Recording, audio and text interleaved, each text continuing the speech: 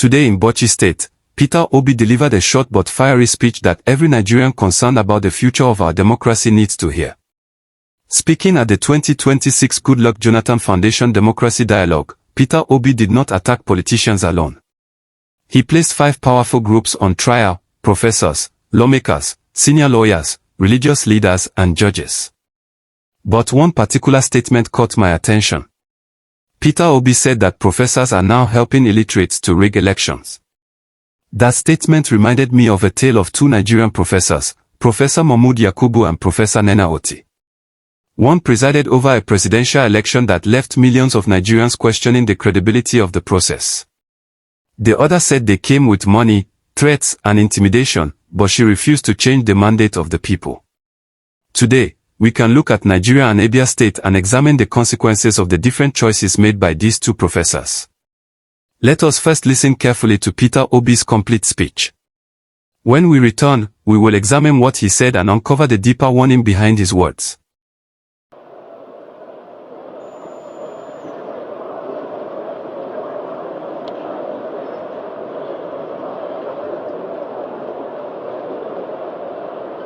Your Excellencies, the former President of Nigeria, President Obasanjo, my dear senior brother, President Jonathan, Your Excellency, the former First Lady, Your Excellency, the governors, especially the governor of Abia State, my brother, Your Excellency, our host governor, the performing governor of Bauchi State, Your Excellency, the former Vice President, the former SDF, all the former governors and everything, let me stand and the very traditional rulers, besides the Emir of Bauchi, let me stand on all due and existing protocols. I'm surprised that I have to make remark, but I have to start by thanking our former Vice President for this consistency in dialogue and discussing democracy. It portrays you as a true Democrat, which you've lived since you left office. And I thank our host for this wonderful thing. As somebody who benefited from Nigerian democracy and judiciary, I was just talking to somebody seated here, a judge of Supreme Court, a retired judge of Supreme Court, who I never met in my life, but he wrote the judgment that made me governor. I just stood down here and said, where will you get that type of judgment in Nigeria today? It's impossible. I never met her. I met her 2 years after being governor, and he tapped me and said, I am just so and so person. But he wrote my judgment. I was in court for 3 years, challenging my election. 5 governors that I never met one day gave judgment in my favor. It cannot happen in Nigeria of today. I went to Court of Appeal. 5 judges I never met gave judgment in my favor. So if you look at that and look at what is happening today in Nigeria, where professors are now aiding illiterates to rig election, where our lawmakers have removed forgery as an offense in electoral matter. And senior advocates of Nigeria are defending forgery. Our religious leaders are now praying for criminal politicians for blessing. We have a crisis. And above all, our judges are now singing, "For your mandate we stand." So it is a big, I urge all of us, unexamined life is not worth living. It is time for every Nigerian to sit down and ask ourselves, Where is our nation going? We need to reverse this, because the abuse we are allowing today will take its revenge on our children. God bless all of you. That was Peter Obi speaking in Bauchi State. Let me make something clear before we continue. Peter Obi did not mention Professor Nnenna Oti in that speech. This comparison between Professor Mahmood Yakubu and Professor Nnenna Oti is our own analysis here on the Critical Lens Africa. Peter Obi began by recalling his experience after the 2003 Anambra State governorship election. INEC had declared Chris Ngige the winner, but Peter Obi believed that he had won the majority of lawful votes. He went to court and remained there for almost 3 years. Eventually, the election tribunal nullified Nja's victory. A 5-member panel of the Court of Appeal upheld that decision and declared Peter Obi the rightful winner. He was sworn in as governor in March 2006. Obi's emphasis in Bauchi was that the judges who decided his case did not know him personally. He said he had never met them. The lesson is not that every judge who rules in Peter Obi's favor is automatically a good judge. The deeper point is that judges should not need to know a politician, fear a politician, or receive instructions from a politician before delivering justice. Now, let us examine the tale of two professors. On one side is Professor Mahmood Yakubu, the former chairman of INEC. Before the 2023 presidential election, Nigerians were repeatedly assured that technology would improve transparency. Beavers would be used, and polling unit results would be uploaded for members of the public to see. But during the presidential election, the process did not work as Nigerians had been led to expect. Presidential results were not uploaded promptly, serious objections were raised at the National Collation Center, and opposition party representatives demanded that the collation process be suspended until the complaints were addressed. Professor Mahmood Yakubu continued the collation and eventually declared Bola Ahmed Tinubu the winner. To remain factual, the court subsequently upheld Tinubu's election and ruled that the petitioners had not proved their allegations sufficiently. Therefore, we should not present it as a judicially established fact that Professor Mahmood Yakubu rigged Tinubu into power.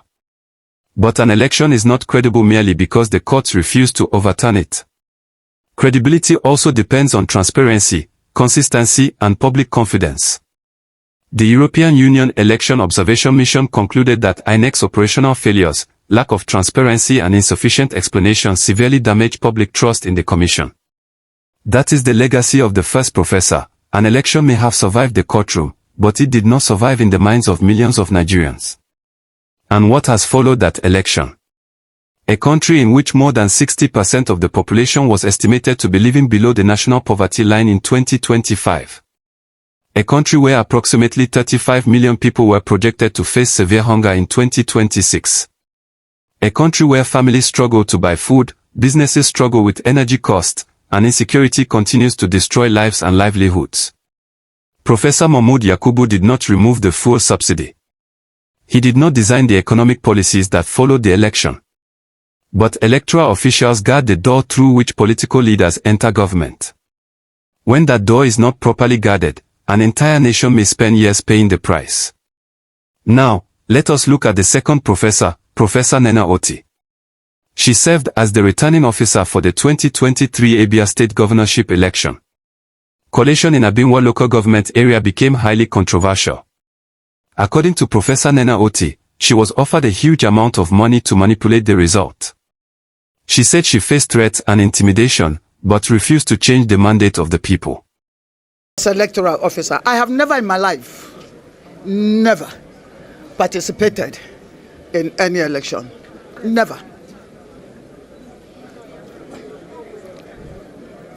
My duty came calling.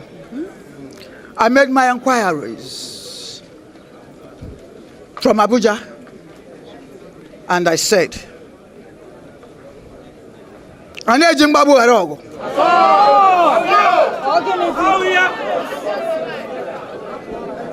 if I perish, I perish. Amaduge Meya. They came with their threats. They came with their money. They came with their intimidation.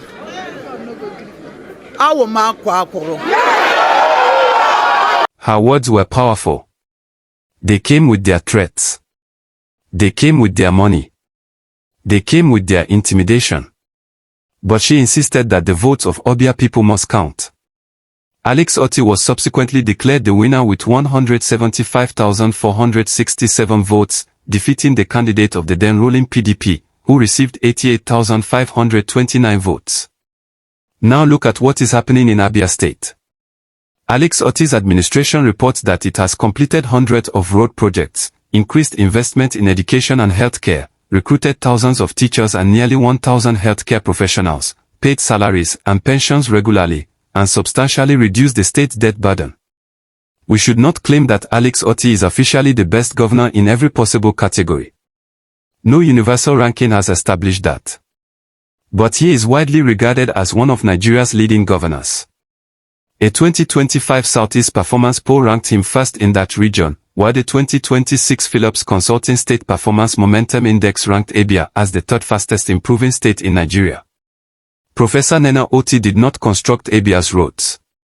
She did not recruit its teachers or healthcare workers. She did not run its government. What she did was protect the right of Abia people to choose the person they believed could do the work. That is the connection between credible elections and development. When the votes of the people are protected, elected leaders know that they owe their positions to the people. But when politicians believe that their victory depends only on powerful godfathers, compromised officials, or courtroom technicalities, the citizens may become the last people they feel accountable to. That is why election manipulation is not merely the stealing of votes. It can become the stealing of roads, the stealing of hospitals, the stealing of schools, the stealing of jobs, and ultimately, the stealing of a generation's future. Peter Obi also criticized lawmakers for removing certificate forgery as a ground for challenging an election. We must explain this accurately. The 2026 Electoral Act did not make forgery legal. The Constitution still disqualifies a person who presents a forged certificate. However, Section 138 of the new Electoral Act narrowed the grounds upon which an election can be challenged after a winner has been declared.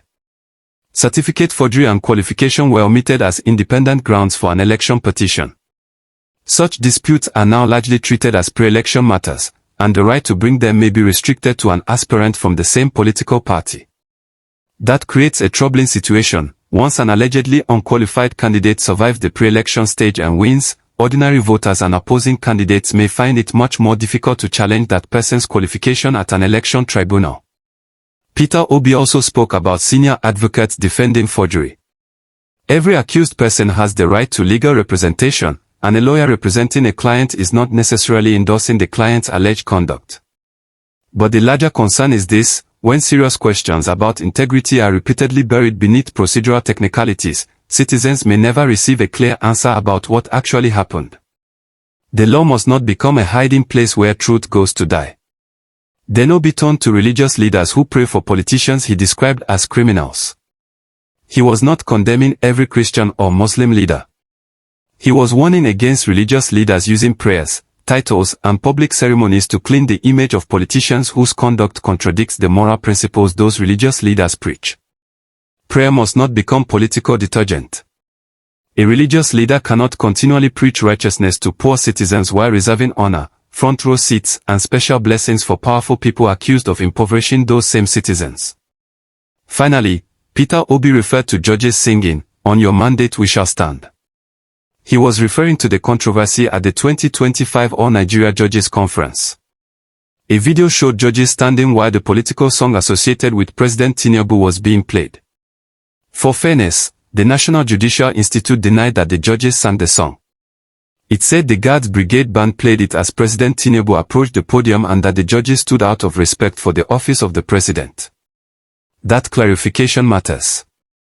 But another question remains: why should a partisan campaign song be played at a gathering of judges whose neutrality must never be in doubt? Judicial independence is not only about being impartial. Judges and judicial institutions must also avoid situations that create the appearance of political allegiance. This brings us to Peter Obi's final and most important warning. The abuse we are allowing today will take its revenge on our children. That is the heart of the speech. When professors compromise elections, when lawmakers weaken safeguards, when lawyers elevate technicalities above truth, when religious leaders bless wrongdoing, and when the judiciary appears too close to political power, the consequences do not end with one election. They enter our schools. They enter our hospitals. They enter the prices in the market. They enter our security situation. And eventually, they enter the lives of children who were not even old enough to vote when the damage began. The difference between Professor Mahmood Yakubu and Professor Nnenna Oti is not simply a difference between two individuals. It is a difference between education with courage and education without sufficient accountability. A university degree can make someone a professor, but only character can make that knowledge serve the people. Professor Nnenna Oti demonstrated what can happen when an electoral official decides that intimidation will not defeat conscience.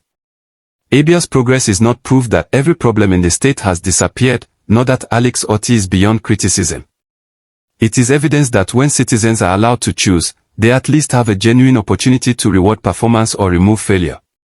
As Nigeria approaches another election, every professor, returning officer, security officer, lawyer, religious leader, and judge must decide which side of history they want to occupy. Will they protect the people's choice, or protect the interest of powerful politicians? That is the question Peter Obi's fiery speech has placed before Nigeria.